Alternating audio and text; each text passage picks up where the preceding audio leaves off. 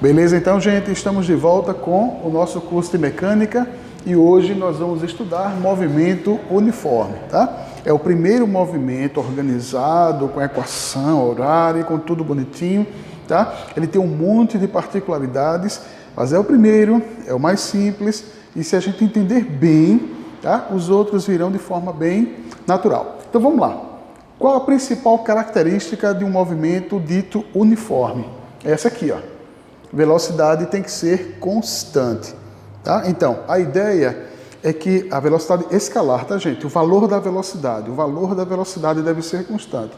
Significa que se o movimento começa com uma velocidade de 5 metros por segundo, esse valor permanece o tempo todo ao longo do movimento, tá? Ao longo do tempo. Então, o valor da velocidade se mantém constante ao longo do tempo. Então, aqui seria velocidade escalar constante, tá? O valor da velocidade não muda com o passar do tempo. O valor que começa se mantém o tempo todo e vai até o finalzinho do movimento. Muito bem. Agora vamos a uma observação importante, tá? O móvel percorre deslocamentos ou distâncias proporcionais aos tempos. Isso aqui, gente, é uma forma elegante de dizer eu posso usar a regra de 3.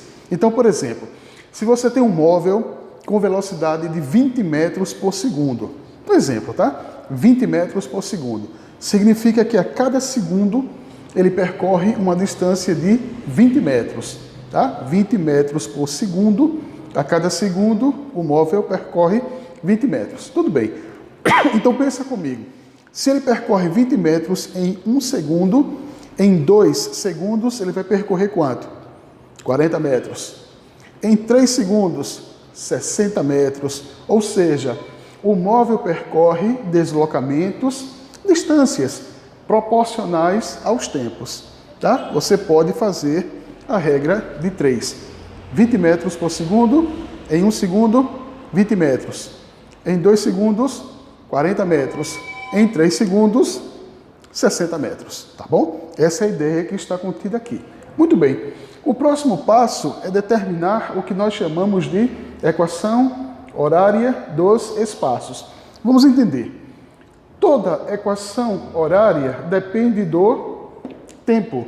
É uma equação onde aparece tempo, tá? Equação horária.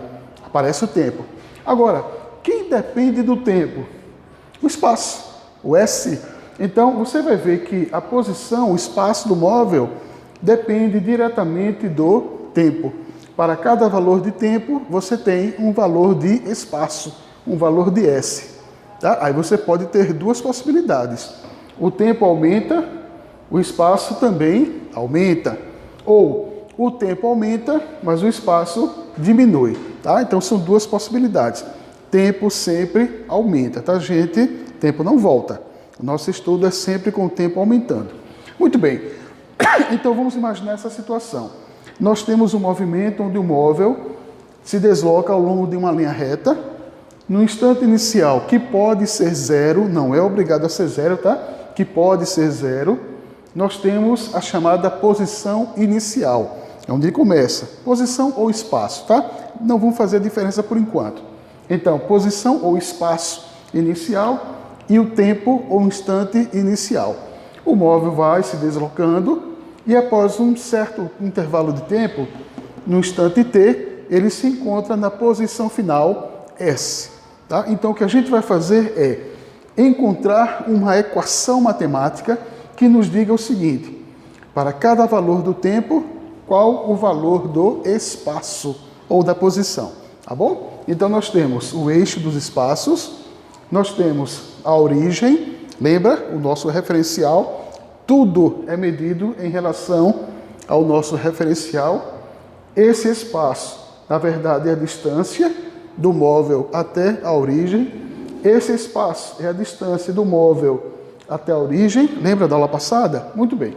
Então, aqui você tem a figura que representa o movimento. Agora, qual vai ser o nosso ponto de partida? Aqui. A equação de velocidade média, exatamente. Então, você começa escrevendo velocidade média é igual ao deslocamento escalar dividido pelo intervalo de tempo.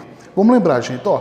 Deslocamento escalar seria a posição final menos a posição inicial. Então seria isso aqui, ó.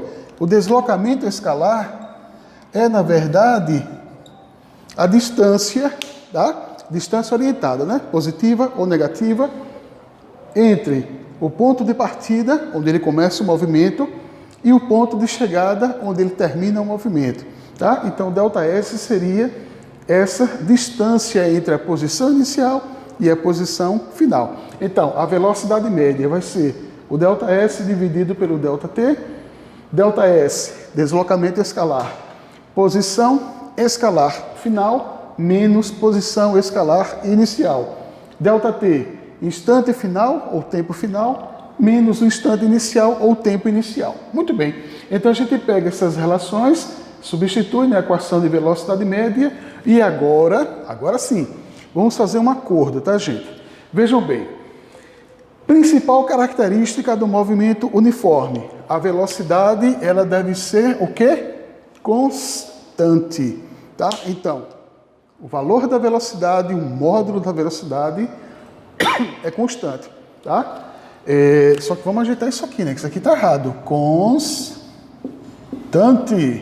Agora sim, tá? Então, dito isso, velocidade tem valor constante. Vamos fazer o nosso acordo. Onde tem velocidade média, você troca por V. Por que V, tio? Não entendi. Pensa bem. A velocidade vai ter o mesmo valor o tempo todo. Então, digamos que ela vai valer 2 metros por segundo.